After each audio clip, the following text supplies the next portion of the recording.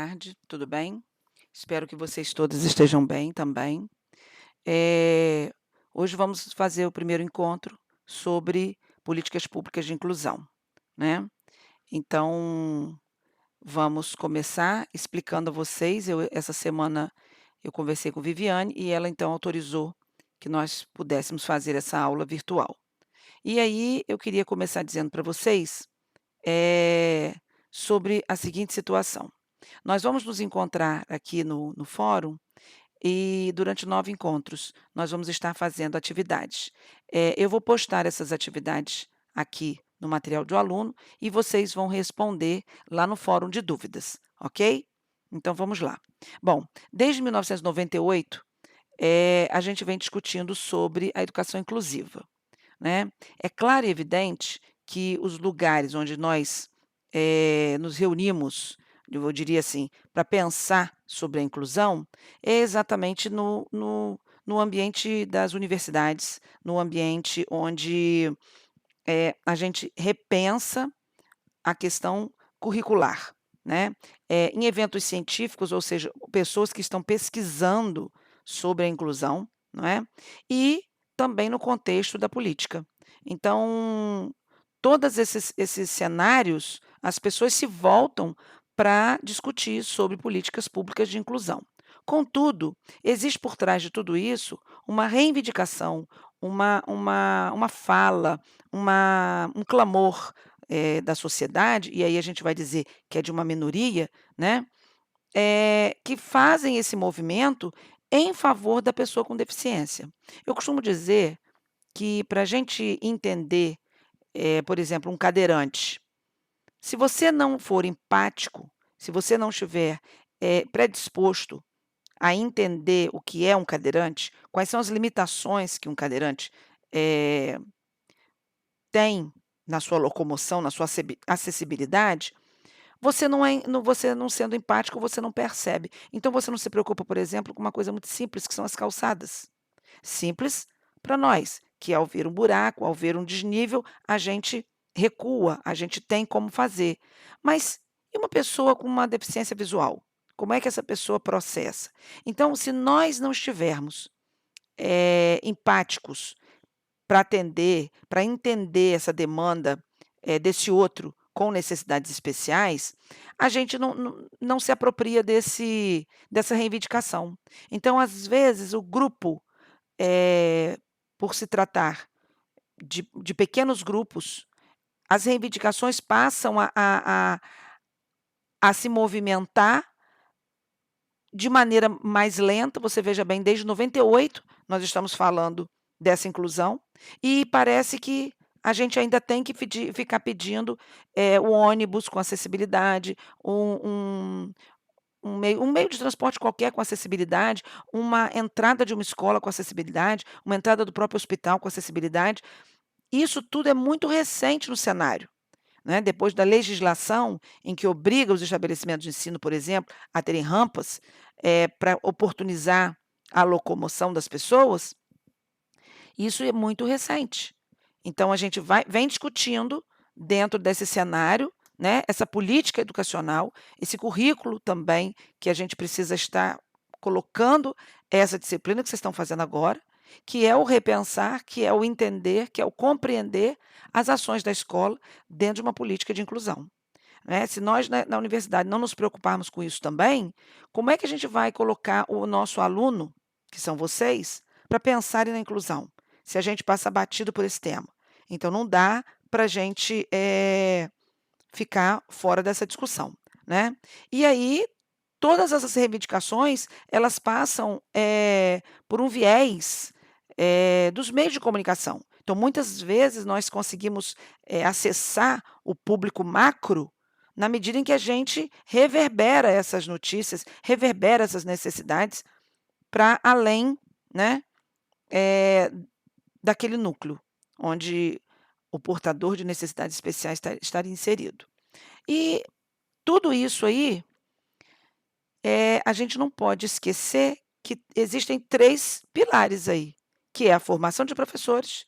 Eu preciso capacitar esses professores para receber este aluno. A inclusão do próprio aluno em si, e elaborar políticas públicas que sejam de fato eficazes.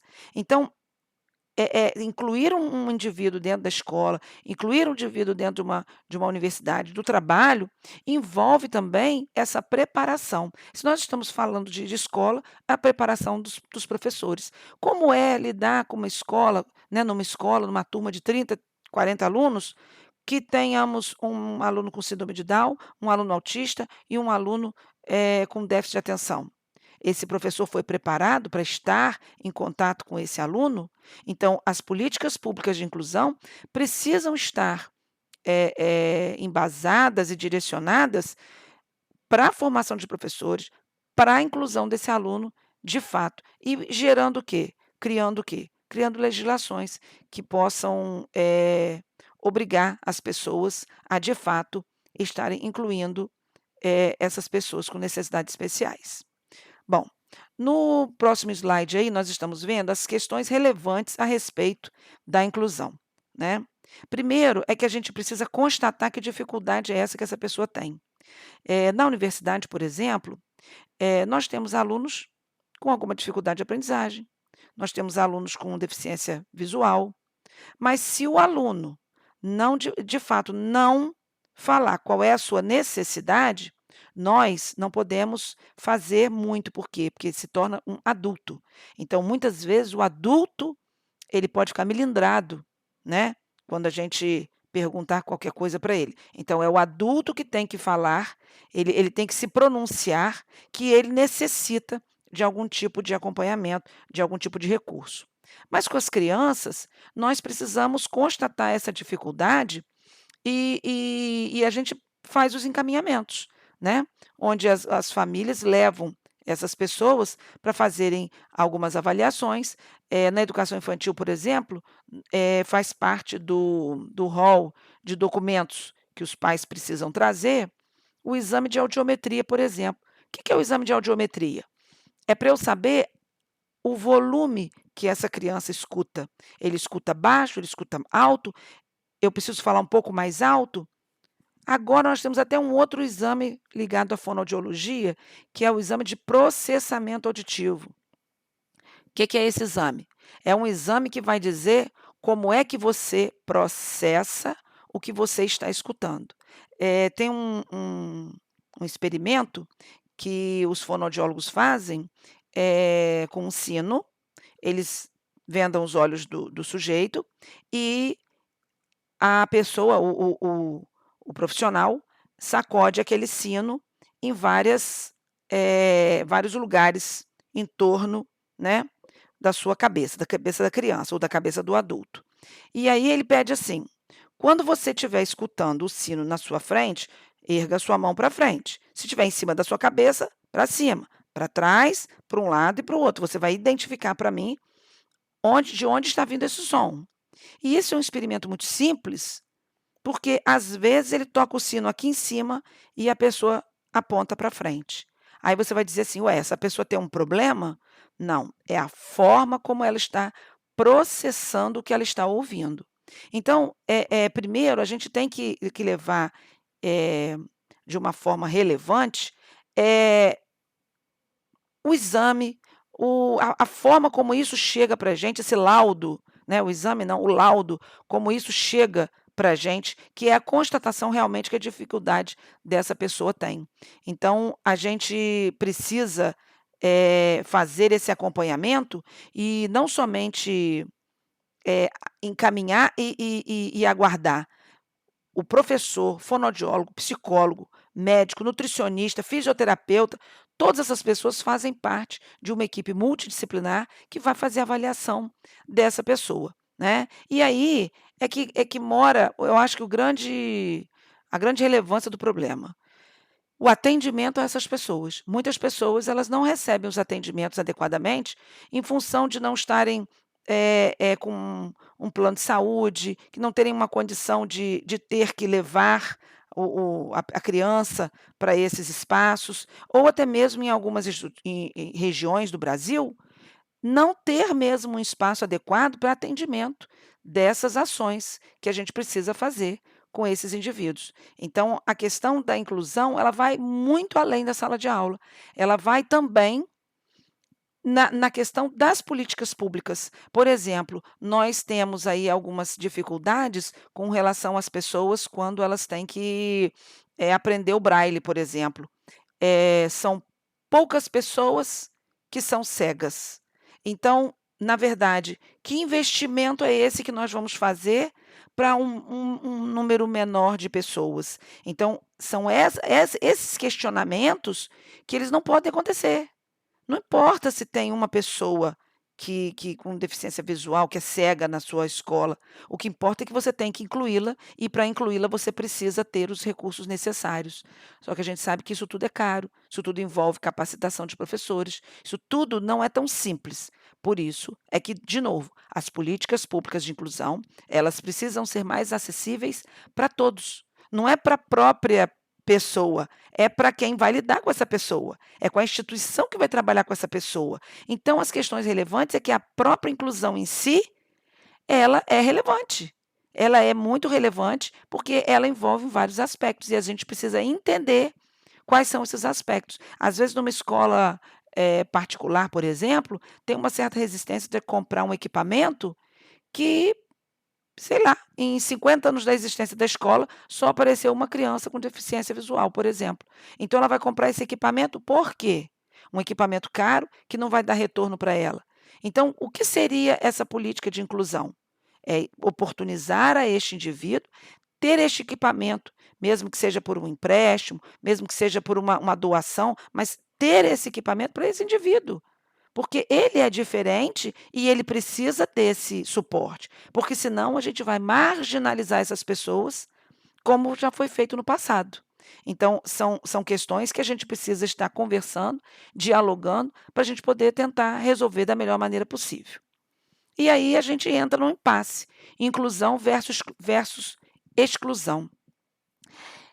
Historicamente, essas pessoas que estavam, à margem, ou seja, pessoas que estavam fora da média, fora do contexto social, elas estavam à margem, né, da sociedade, e elas sempre foram excluídas, sempre. E aí nós estamos vendo aí alguns exemplos que o autor coloca, que são os homossexuais, os negros, os índios, os idosos, as pessoas com deficiência, né. Hoje nós estamos vivendo uma situação onde nós estamos num impasse, social. O coronavírus veio e ele ataca e ele é fatal na pessoa idosa. E a pessoa jovem, então, ele acha que ele não vai morrer, que ele não tem problemas, então ele pode ficar circulando, ele pode ir à praia, ele pode ir ao shopping, ele pode fazer o que ele quiser. Então, onde está quando no início eu falei da habilidade empática, de se colocar no lugar do outro. Não é porque eu posso ter o direito de ir e vir que isso não me afeta. Isso afeta. Então, todo momento a sociedade vai estar brigando, discutindo em que momento nós vamos incluir, em que momento nós vamos excluir. Esse outro exemplo também que eu vou dar acerca do coronavírus é que se nós pararmos para analisar sob a perspectiva do idoso, ele tem menos tempo de vida. Se ele chega num hospital e chega um novo com o mesmo problema, o idoso ele passa a ser descartado. Então, assim, que que que que perspectiva sob que perspectiva é essa? Quem é esse jovem? Quem é esse idoso? Né. Então, se você parar para analisar sob a perspectiva de tempo de vida, é uma situação. Mas quem é esta pessoa que já contribuiu tanto para a sociedade? Quem é esta pessoa que tem tantas coisas ainda a contribuir? Então, simplesmente por um fator idade, ele pode ser descartado? Então a gente precisa começar a pensar quais são os critérios que nós estamos usando para excluir e incluir. Então eu não incluo porque o equipamento é caro? Então eu não incluo por isso, por aquilo? Não. A gente precisa então a gente não está fazendo inclusão. A gente está o tempo inteiro reforçando a exclusão, né. A exclusão ela existe? Existe, historicamente ela existe com várias situações como essa que eu já coloquei aqui. Só que a gente passa a viver uma contradição o tempo inteiro. O tempo inteiro a gente se contradiz. né?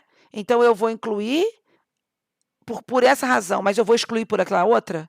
Então isso não é inclusão. A inclusão a gente precisa incluir independente de qualquer coisa. Então não dá para a gente ter critérios nesse sentido, né? Como estão fazendo hoje no coronavírus. Porque se você se colocar na, na pele de um idoso de 70 anos, ele vai dizer para você que ele ainda tem muito que viver. Ele ainda quer viver para ver muitas coisas. Então, o critério de justiça, né? De ter que escolher, volta de novo para as políticas públicas de saúde, não é? Então, deveríamos ter hospitais para atender toda a população, e a gente sabe que às vezes as coisas não acontecem dessa forma, né? Então, precisamos entender que para haver inclusão, não dá para excluir, não dá para ter critérios. A gente precisa incluir mesmo, mas eu preciso capacitar o professor, eu preciso ter políticas públicas sérias, eu preciso, de fato, estar aqui é, é, é, segurando a bandeira da inclusão e, de fato, fazendo a inclusão. Tá certo?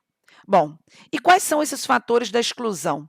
Muito interessante que eu estava lendo esse livro e esse artigo, e eu vou passar o link depois para vocês lerem também, que ele é muito interessante, porque ele traz uma abordagem que no Brasil, nós temos alguns fatores que colaboram para a exclusão, né? E isso, historicamente falando, isso tem a ver com o nosso passado mesmo histórico, né? A nossa trajetória histórica para trás. Então, tem a ver com o quê? Com as pessoas com deficiência, que eram marginalizadas. E aí a gente pode incluir alguns fatores: fome, pobreza, programas inadequados de assistência social, a própria saúde. Olha o que nós estamos vivendo agora no Brasil. Não estou nem dizendo o Brasil, eu estou dizendo agora, vamos falar dos países lá fora, da Europa, países que são extremamente respeitados, né, por nós brasileiros, mas o sistema de exclusão deles está sendo perverso, está sendo cruel, sob o ponto de vista do idoso, né? Então, veja bem, saúde, educação, formação profissional, o próprio emprego, acidentes na indústria, na agricultura, no transporte, contaminação do meio ambiente. A gente estava falando outro dia sobre os nossos rios, as nossas águas. O Rio de Janeiro está com a sua água aí poluída. Por conta de quê? Por conta de acidentes relacionados à indústria, excesso de material, não é, que está sendo colocado aí no meio ambiente, e tudo isso já vinha prejudicando a gente há muito tempo, né? O uso imprudente de medicamentos, a baixa prioridade concedida no contexto do desenvolvimento social e econômico. Agora, o mundo inteiro está com medo da sua própria economia. As pessoas não param de se preocupar com o dinheiro, as pessoas não param de se preocupar com o que vai ser da vida delas agora, em termos financeiros, quando na verdade deveriam estar preocupadas se elas vão adquirir esse vírus e se elas vão sobreviver, se elas terão condições, adquirindo esse vírus, de levar uma vida depois, de uma forma mais tranquila, porque nós sabemos que o vírus está em mutação o tempo inteiro. Então, o que é isso que nós estamos vivendo, se não uma inversão de valores, onde as pessoas estão preocupadas apenas com o seu lado, né? Se elas estão faturando, se elas estão tendo dinheiro para comer, se elas estão. Aí os fatores são os mais variados, mas a exclusão é isso. Estamos todos aqui excluídos do convívio social. Por quê? Porque estamos cerceados em função de um vírus. O vírus fez isso com a gente. Então não adianta a gente pensar em grana, não adianta a gente pensar só em bem-estar material, porque, de alguma forma, alguém nos exclui o tempo todo. É um grupo do clube, é um grupo de igreja, nós não pertencemos a todos os grupos. Então, de alguma forma, a exclusão, ela existe o tempo inteiro, né? Bom, e aí a gente começa a entender também que esse crescimento populacional gera também alguns fatores que colaboram, que é a própria violência em si, né? Nós estamos agora vivendo essa situação e já passaram aí algumas imagens da Cracolândia. Pessoas que estão saindo da Cracolândia e tentando entender o que está acontecendo aqui fora. Eles não sabiam, por exemplo, por que as pessoas estavam usando máscaras na rua. Eles eles desconheciam, porque eles estavam excluídos desse sistema. Eles estão excluídos de uma possibilidade até mesmo de se precaver, até mesmo de se proteger. Eles estão excluídos nesse sentido, né.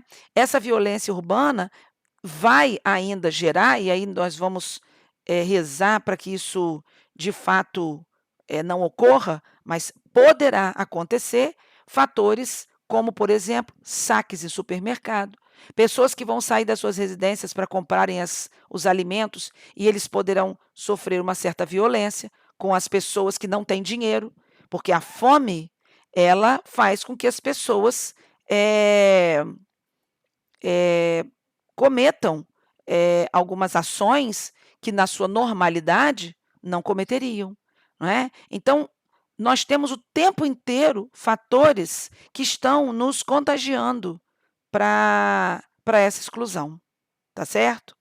Bom, e aí nisso tudo qual é o papel da escola? O papel da escola, ela precisa estar dentro de um espaço aberto, tranquilo, né, porque não dá para a gente praticar, essa exclusão na escola, e a escola fez durante muito tempo e ainda, acredito que a gente está num caminho de dobrar nesse sistema, mas a escola hoje, ela não pode mais permitir o bullying, ela não pode mais permitir nenhum tipo de exclusão, né, muito pelo contrário, a escola hoje precisa estar acolhendo essas pessoas e percebendo onde nós podemos mudar até o nosso comportamento dentro da escola, e aí eu não estou dizendo comportamento de relação interpessoal só não, eu estou dizendo o comportamento de assumir, essa responsabilidade pra gente. Essa criança se matriculou na nossa escola e ela tem tais dificuldades. Que dificuldades são essas? O que é que eu posso fazer para sanar essas dificuldades desse aluno? Então, é uma responsabilidade, eu diria que até é um espaço de grande responsabilidade social, porque é onde a gente vai atender essas especificidades de cada um, tá certo? Agora, lembrando que, para isso, precisamos ter políticas públicas sérias, não é? Bom, e nesses espaços, de inclusão, a gente vai poder estimular essa criança, né, para ela poder se socializar com esse outro. A gente pode, estar em contato com essa criança para que ela possa se desenvolver nas suas, potencialidades, porque nós sabemos que o indivíduo ele pode estar com um problema, de locomoção, mas isso não significa que a parte cognitiva dele não esteja preservada, né. Você pode ter um aluno cego, mas ele pode academicamente corresponder muito bem, como todas as outras crianças. Então, eu preciso estimular as crianças dentro dessas suas potencialidades. Agora, eu também preciso ter na escola um espaço para que essas outras crianças possam olhar para essa criança que está sendo incluída de uma forma muito natural, de uma forma muito tranquila, né. E a gente não pode ter numa escola, um aluno que está sendo ridicularizado, sendo colocado de lado, por um grupo maior. E se eu estiver conversando com essas crianças sobre esse indivíduo e mostrar para essas crianças que aquela dificuldade dele, aquela o ser diferente que ele está trazendo, muitas vezes está em mim. Eu é que estou olhando para ele como alguém diferente, quando na verdade eu não deveria exercer esse olhar sobre esse outro, né. Bom, e aí esses espaços que são de fato para incluir e de estimular as crianças, a gente também, quebra, rompe alguns estereótipos, né, algumas situações de condicionamento que todas as crianças, no modo geral, eles trazem, eh, de alguma forma, o preconceito, né, vindo dos seus lares, das suas famílias, não é, porque se você colocar todas as crianças juntas para brincarem, para se socializarem, você vai ver que as crianças elas não têm essa essa questão do estereótipo, ela pode perguntar por que que ele é diferente, mas ela não age, de maneira a afastar, né. Muitas vezes é o nosso discurso, o discurso do adulto, que já coloca esse preconceito previamente dito nas crianças. Então, causa no geral, muitas vezes, algumas dificuldades nesse sentido, né. Já participei de uma escola onde nós tínhamos uma criança com síndrome de Down, e o pai de uma outra criança disse que não queria mais que a criança dele ajudasse, né, aquela criança com síndrome de Down. Por quê? Porque na concepção dele, a filha estaria perdendo tempo, né. Então a gente foi conversar com esse pai e dizer para ele: "Olha, existem outras coisas que as crianças também aprendem na escola. Uma das coisas é ser solidário, ser empático, desenvolver essa habilidade de olhar para esse outro e de ajudar esse outro", né. Então, a gente tem aí possibilidades, e não é fácil, não é tarefa fácil, mas precisamos continuar, lutando e e e defendendo a bandeira dessas pessoas que muitas vezes precisam, eh, do nosso olhar, para que o outro também olhe para eles diferente.